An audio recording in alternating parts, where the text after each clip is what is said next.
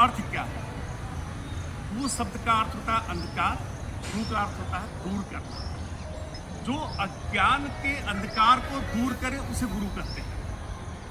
तो गुरु हमारे हृदय में ज्ञान का प्रकाश प्रज्वलित करते हैं। गुरु शिष्य परंपरा यह तो अनादि है, सनातन है।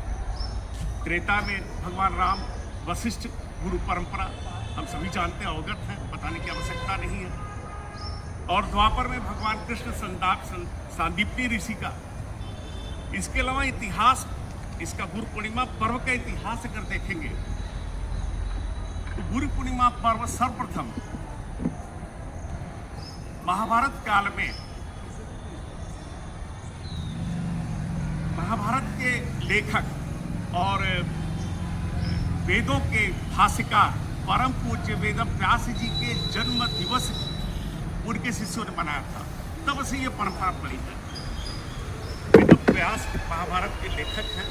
इसके अलावा वेदों के भाष्यकार है, पुराणों का भी उन्होंने संकलन किया था। वो बहुत बड़े ऋषि हैं हमारे। तो उनका जन्मदिन था, जन्मदिन है आषाढ़ पूर्णिमा। उनके शिष्यों ने उनके प्रति आदर, सम्मान, समर्पण भाव ज्ञापित करने के लिए गुरु पूजन शुरू किया था और तब से यह परंपरा पड़ी। लेकिन इससे ये मतलब मत निकालिएगा कि गुरु शिष्य परंपरा तब से हुई है। गुरु शिष्य परंपरा तो अनादिकाल से है, सनातन है। संघ में गुरु परंपरा, संघ में गुरु पर्व सर्वप्रथम 1928 के गुरु पूर्णिमा पर्व आषाढ़ पूर्णिमा को शुरू किया गया। स्वयं सेवकों को, साथियों को, बंधुओं की अपेक्षा थी कि डॉक्टर साहब को ही गुरु रूप में पूजन हम लोग करेंगे। लेकिन डॉक्टर साहब ने भगवा ध्वज को गुरु रूप में पूजन करने की परंपरा शुरू की। उसके पीछे कारण ये था, मंतव्य ये था कि व्यक्ति में तो दोष हो सकते हैं, लेकिन तत्व में कभी दोष नहीं होता। तत्व दोष रहित होता है और तत्व सनातन होता है। तत्व गुणों का अमूर्त रूप है, प्रतीक है। तत्व गुणों का अमूर्त रूप है, प्रतीक है। तो इसलिए उन्होंने भगवा ध्वज को गुरु स्थान पर रखा। अब सवाल ये उठता है कि भगवा ध्वज ही क्यों? कुछ भी हो सकता था प्रतीक के तौर पर, भगवा ध्वज ही क्यों? तो भगवा ध्वज का कारण है कि भगवा ध्वज हमारा धर्म ध्वज है, सनातन का सबसे बड़ा प्रतीक है। देखा जाए तो प्रभु श्री राम के रथ पर भी भगवा था, प्रभु श्री राम के रथ पर भी भगवा था, अर्जुन के रथ पर भी भगवा था, भगवान कृष्ण भी भगवा लेकर चलते थे। तो हर युग में रहा है, द्वापर रहा हो, चाहे त्रेता रहा हो, चाहे सतयुग रहा हो, भगवा हर युग में रहा। हमारे ऋषियों का है, वैदिक काल में रहा है। हमारे ऋषियों, उनका जो वस्त्र था भगवा ही था। तो इस कारण से चूंकि, और आज भी देखेंगे आप तो सभी मंदिरों पर है, सभी मंदिरों के शिखर पर है। इवन आप सिख की परंपरा में देखेंगे,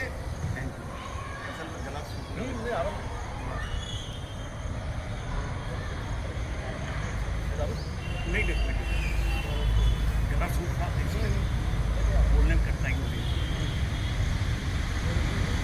प्रभु श्री राम के रथ पर भगवा था, भगवान कृष्ण के रथ पर भगवा था, अर्जुन के रथ पर भगवा था। थोड़ा सा और डाल दीजिए। नहीं, थैंक यू, हो गया। भिक्षुओं को देखा होगा तो सभी भगवा धारण करते हैं। उनके वस्त्र का कलर, दलाई लामा का भी देखेंगे, तिब्बत के धर्मगुरु हैं, उनके वस्त्र का कलर भी भगवा है। और सभी मंदिरों पे शीर्ष पर, शिखर पर जो लगा है भगवा रंग का कलर है। इवन जैन धर्म में पंचरंगी कलर होता है, यदि भगवा से मिलता जुलता उसमें एक कलर होता है। और सिखों का जो गुरुद्वारा है, निशान साहब कहते हैं उनको, शीर्ष पर जो लगा हुआ है, जो केसरिया भगवा कलर होता है, केसरिया निशान साहब कहते हैं। यज्ञ की जो शिखा है, आप अपने ध्वज को देखेंगे तो यज्ञ की शिखा की तरह, अग्नि शिखा की तरह दो गुणे। यज्ञ की शिखा, एक तो अग्नि पवित्र है, तेज है, अग्नि में तेज है, पवित्रता है, असत को जला देती है अग्नि। अग्नि जितना असत होगा उसको जलाती है। तो ये राष्ट्र निर्माण भी यज्ञ ही है, हमारा ये राष्ट्र निर्माण कार्य भी यज्ञ ही है।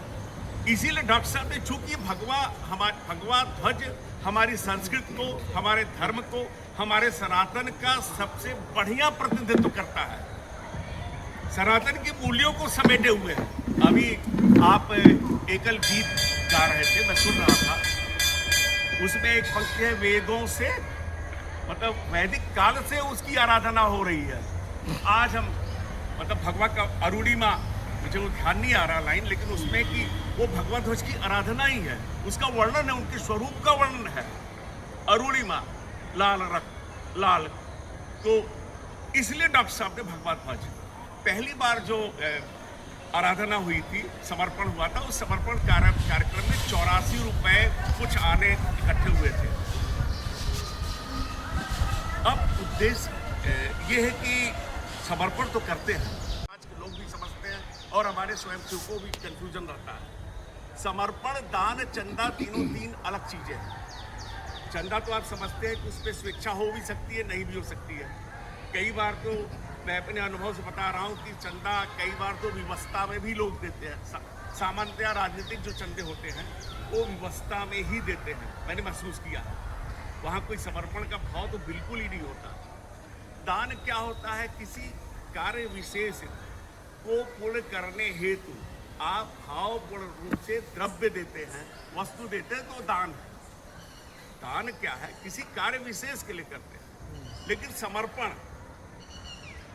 समर्पण जो इससे उच्च स्तर का है। समर्पण आप ईश्वर के प्रति रखते हैं, समर्पण आप गुरु के प्रति रखते हैं, जहां हृदय इन्वॉल्व हो, आपका हृदय उस पर इन्वॉल्व होता है, आपका भाव इन्वॉल्व होता है, जिसके प्रति आपकी पूर्ण श्रद्धा हो, निष्ठा हो, 100% श्रद्धा होनी चाहिए उसमें, 100% निष्ठा होगी, जिन मूल्यों के प्रति आपका विश्वास होगा, उसके प्रति समर्पण होता है।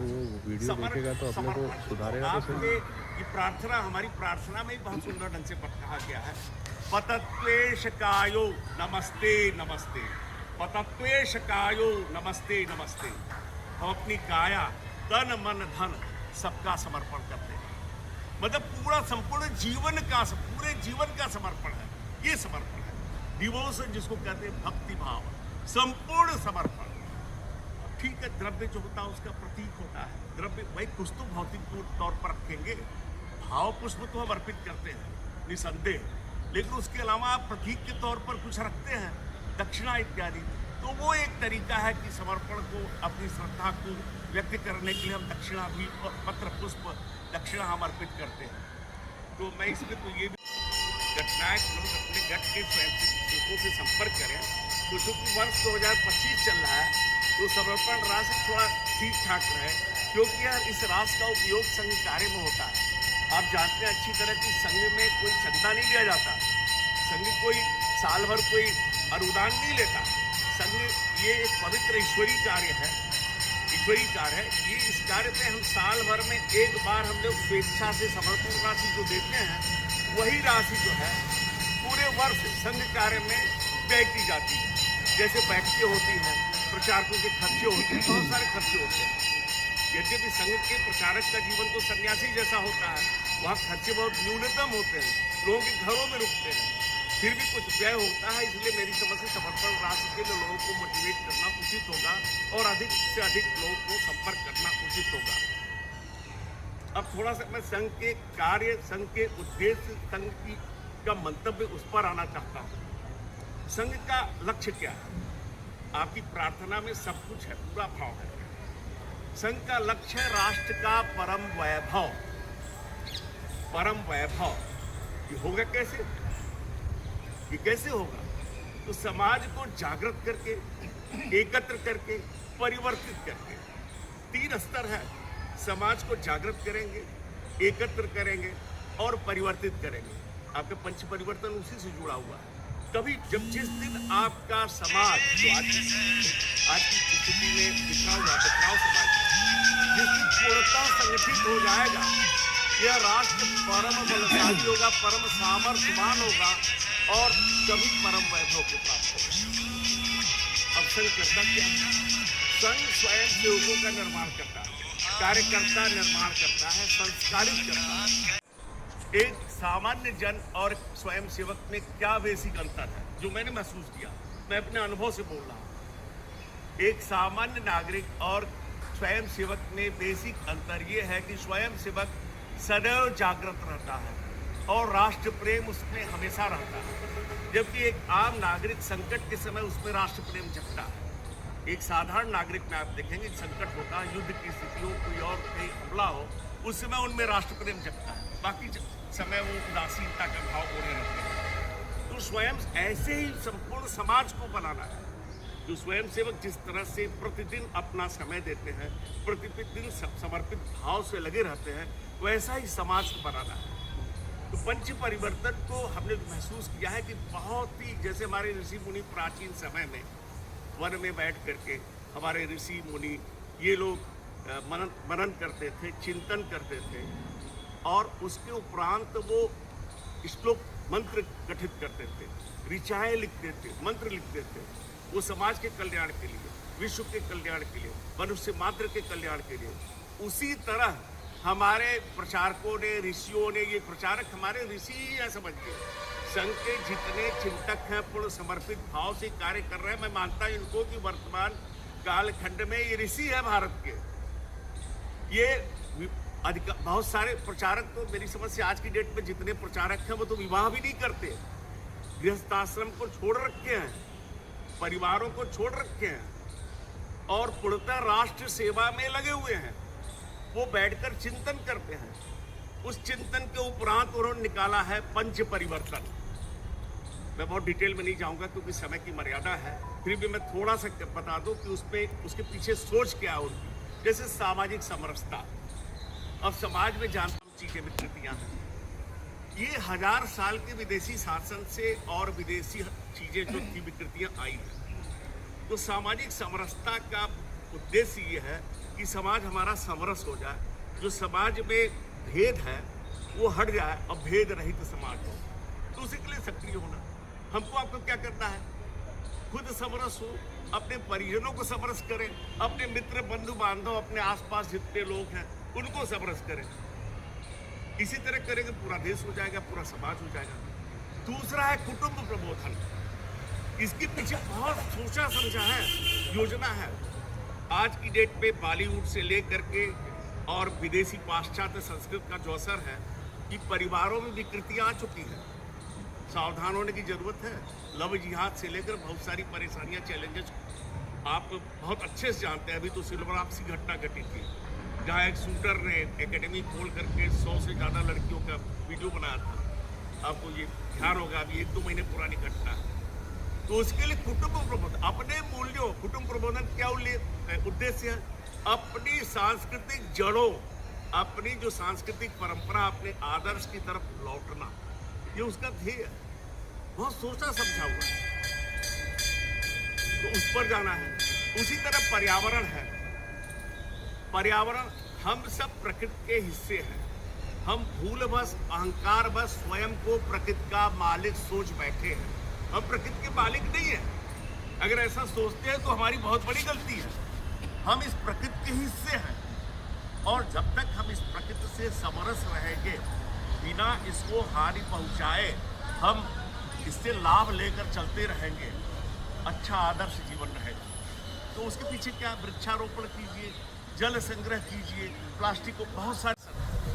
नागरिक अनुशासन में क्या है आप देखेंगे तो भारतीय समाज, हम आलोचना करने की वजह से नहीं कहें, आप चौराहे पर देख लेंगे ट्रैफिक का उल्लंघन करने पर होड़ लगी रहती है। लोग सिग्नल है पार कर जाते हैं, लाइन तोड़ने की होड़ लगी रहती है, मंदिरों में भी ओवरटेक करके जाते हैं। अनुशासन से व्यवस्था आती है और जब व्यवस्था आती है तो विकास होता है, और अव्यवस्था से, अनुशासन रहित होने से टकराव भी होता है। इसलिए नागरिक अनुशासन का अभ्यास करें।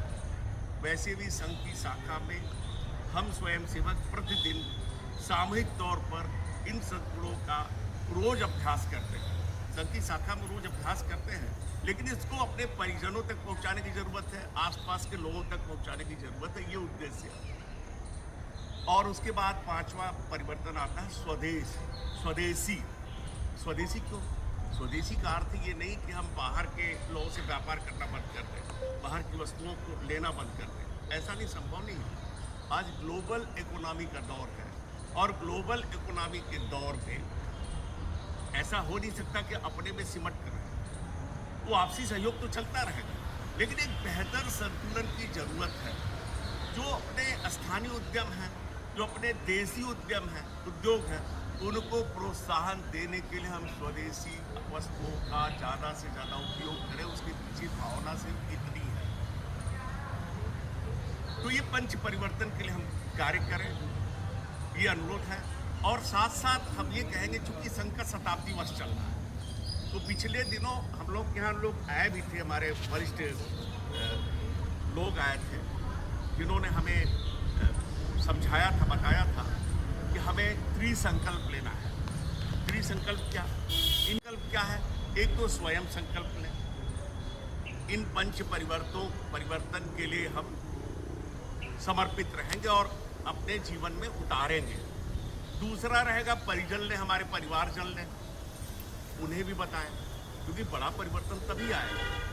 तीसरा शाखा लें, त्रिसंकल्प। इसके अलावा चूंकि शताब्दी वर्ष है, संघ का लक्ष्य तो डॉक्टर साहब ने स्वप्न देखा था कि 3% अगर लोग हो जाएंगे आबादी के संघ में, तो बड़े परिवर्तन की उम्मीद थी। ये जब 100 साल की यात्रा में हमने बहुत कुछ किया, ये सत्य 5 पीढ़ियों ने अपना खून जलाया है और अपना सर्वस्व होम करके संघ को इस स्थान तक ले आए। जब मैं 1948 के प्रतिबंध के दौर को याद करता हूँ, 4 फरवरी 1948 को प्रतिबंध लगाया था पहला, गांधी हत्याकांड के बाद। या 75 में संघ की तकलीफों को सोचता हूँ, हमारे प्रचारकों, हमारे स्वयंसेवकों की, तो हम लोग सोचते हैं कि वर्तमान में तो हम बहुत आराम की स्थिति में हैं। वो बड़ा कठिन काल था। 48 से 52 तक था प्रतिबंध, तो 4 फरवरी 48 से 13 जुलाई 49 तक था, और 13 जुलाई 49 को प्रतिबंध हट गया था। लेकिन वो संकट का असर 1952 तक था, प्रथम लोकसभा चुनाव तक था। तो हमारी 5 पीढ़ियों ने 100 साल में 5 पीढ़ियां हम मान लेते हैं, बहुत संघर्ष किया। अब तो अनुकूल स्थिति है और यहाँ तक हम पहुँचे हैं। तो आप सभी से, स्वयंसेवकों से अपेक्षा है कि कम से कम 4-4, 5-5 लोग जोड़े। नगर का वैसे भी टारगेट है, नगर का लक्ष्य है 5000 स्वयंसेवक संचलन है। अभी शायद 1244 या 42 कुछ है, तो 4 गुना हमको पहुंचना है। तो प्रत्येक स्वयंसेवक अगर 4 स्वयंसेवक काम नहीं, रोज अपनी दिनचर्या से 5-10 मिनट निकाल करके अपने आसपास जो लोग मिलते हैं उनसे बात कर लीजिए, और कुछ नहीं करना। यहाँ कोई मेंबर तो बनते नहीं, अपनी दिनचर्या में से 5-10 मिनट निकाल करके सिर्फ चर्चा कर लीजिए, आपको नए स्वयंसेवक मिलेंगे। इसके अलावा मेरा इसमें यह भी कहना था कि 1 मिनट और लूँगा, मैं समेट रहा हूँ, हो गया, कि अगर हम स्कूल कॉलेजेस उन तक पहुँचने का प्रयास करें, स्कूल कॉलेजेस, तो छात्र शक्ति, यहाँ तो हम लोग वानप्रस्थ स्थिति में हैं, और हम जो कार्य भी करेंगे तो 4-6, 10 साल, 15 साल, मैं निराशा वाली बात नहीं कर रहा हूँ, लेकिन स्कूल कॉलेज के नए बच्चों को, तरुणों को बनाएंगे आप, तो वो अगले 60 साल, 50 साल काम करेंगे, उनको ले आएंगे और ज़्यादा एनर्जी से करेंगे, तो उसके लिए भी सक्रिय हो। यही मेरा मंतव्य था। यही कह करके मैं अपनी बात समाप्त करता हूँ। जय हिंद, जय भारत।